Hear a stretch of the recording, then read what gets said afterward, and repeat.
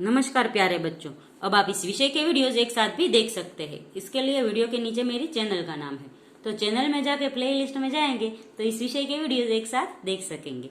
तो बच्चों, आज के वीडियो में हम सीखेंगे हिंदी कक्षा 9 का काव्य नंबर 10 भारत गौरव, और कवि का नाम है मैथिली शरण गुप्त, जिसे प्यार से सब गुप्त जी कहते हैं।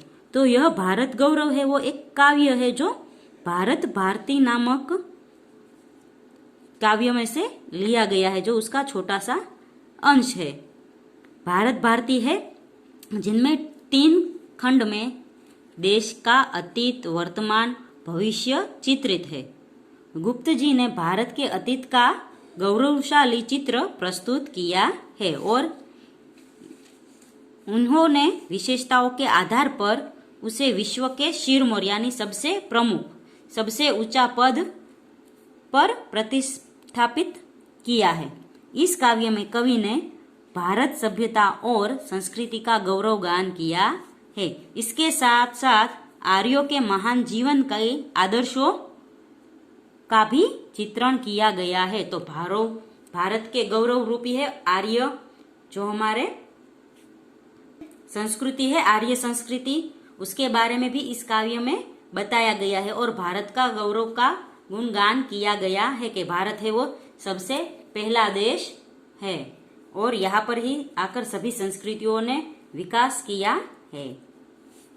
भूलोक का गौरव प्रकृति का पुण्य लीला स्थल कहा है। तो कवि कहते हैं कि वह स्थल कहा है जहाँ पर संसार को गर्व है। भूलोक का गौरव यानी संसार को जिस धरती पर गर्व है ऐसा देश कहा है, और जो प्रकृति के पवित्र क्रीड़ा भूमि है, प्रकृति की पुण्य लीला भूमि, लीला એટલે કે क्रीड़ा भूमि, तो प्रकृति की पुण्य क्रीड़ा भूमि है वो कहाँ पर है, गुप्त जी पूछ रहे हैं। फैला मनोहर गिरी हिमालय और गंगा जल जहा। तो पहले पूछा है कि ऐसा क्रीड़ागण कहाँ है जो भूलोक का गौरव है। फिर जवाब देते हैं कि वह वहां पर है जहां पर मनोहरी गिरी हिमालय और गंगा जल है। तो हिमालय और गंगा जल दोनों भारत में है। तो यह पुण्य लीला स्थल कहाँ है, भारत में। संपूर्ण देशों से अधिक किस देश का उत्कर्ष है। तो संपूर्ण देश यानी सभी देशों में, दुनिया के सभी देशों में सबसे अधिक उन्नत यानी सबसे श्रेष्ठ देश कौन सा है, ऐसा गुप्त जी कह रहे हैं। उसका की जो ऋषि भूमि है वह कौन, भारत वर्ष है। फिर कहते हैं कि वही देश है जहां पर ऋषि मुनियों का देश है, वही है भारत देश, जो है दुनिया का सभी देशों से सबसे अधिक श्रेष्ठ है। हाँ, वृद्ध भारत वर्ष ही संसार का शीरमोर है। वृद्ध यानी जो सबसे पहले जन्म लेता है वो वृद्ध भी सबसे पहले होता है। तो उसी तरह भारत देश है वो संसार में सबसे पहला देश बना है, इसलिए वह वृद्ध भारत देश वर्ष है वो संसार का सर्वश्रेष्ठ देश है, ऐसा कहा गया है।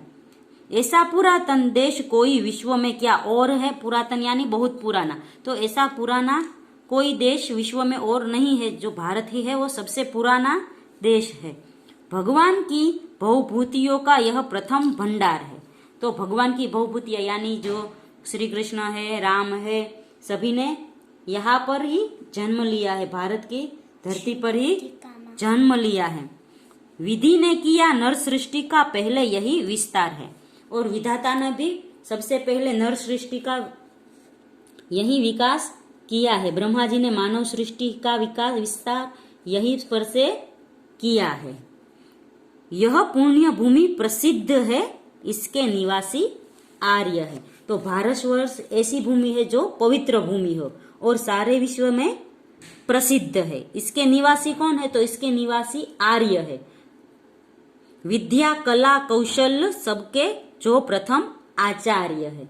तो सबके प्रथम आचार्य विद्या और कला कौशल के सबसे प्रथम आचार्य आर्य है, और वो आर्य है वो संसार में सबसे पहले हमारे देश में ही है, और उन्होंने ही सारे संसार को सबसे पहला विद्या कला और कौशल का ज्ञान दिया है। संतान उनकी आज यद्यपि हम अधोगति में पड़े। ऐसे महान आर्यों की संतान यानी हम सब आज है अधोगति में। अधोगति यानी कि बुरी दशा में है, पर चिन्ह उनकी उच्चता के आज भी कुछ है खड़े। हम अधोगति में है, फिर भी गुप्त जी को लगता है कि उनके महान चरित्र के कुछ निशान आज भी मौजूद है। यानी आर्यों की संतान अधोगति में है, फिर भी कुछ ऐसे व्यक्ति है जो उसके पद चिन्हों पर चलते हैं। वे आर्य ही थे जो कभी अपने लिए जीते न थे। हमारे जो आर्य थे वो कभी अपने लिए नहीं जीते थे, दूसरों के लिए ही जीते थे। वे स्वार्थरत हो मोह की मदिरा कभी पीते न थे। आर्य थे वो स्वार्थी नहीं थे और कभी उसने मदिरा यानी शराब या मोह की लालसा नहीं की। मोह यानी राज का मोह होता है, राज्य का मोह होता है, ऐसा। संसार के उपकार हित जब जन्म लेते थे सभी, यानी संसार में उपकार के लिए यानी दूसरों की मदद करने के लिए जो संसार में जन्म लेते थे, निश्चेत होकर किस तरह वे बैठ सकते थे। कभी निष्क्रिय होकर कैसे वे बैठ सकते। निश्चेत यानी निष्क्रिय होकर वे नहीं बैठ सकते, क्योंकि उन्होंने संसार का उद्धार करने के लिए ही जन्म लिया है, संसार में अच्छाई फैलाने के लिए जन्म लिया है। वो कभी निष्क्रिय होकर नहीं बैठ सकते। और कभी हमें कहते हैं कि हम भी उसी आर्य की संतानें हैं जो कभी निष्क्रिय बैठती नहीं, सबकी मदद करती है और हमेशा कुछ ना कुछ कार्य करती है। हम है वो महान आर्य की संतानें है और हमें भारतीय होने पर गर्व होना चाहिए, ऐसा कवि कहते हैं। तो इस पूरे काव्य में भारत के गौरव का गुणगान किया गया है। तो बच्चों यहाँ पर काव्य खत्म होता है। अगले वीडियो में हम इस काव्य का स्वाध्याय सीखेंगे।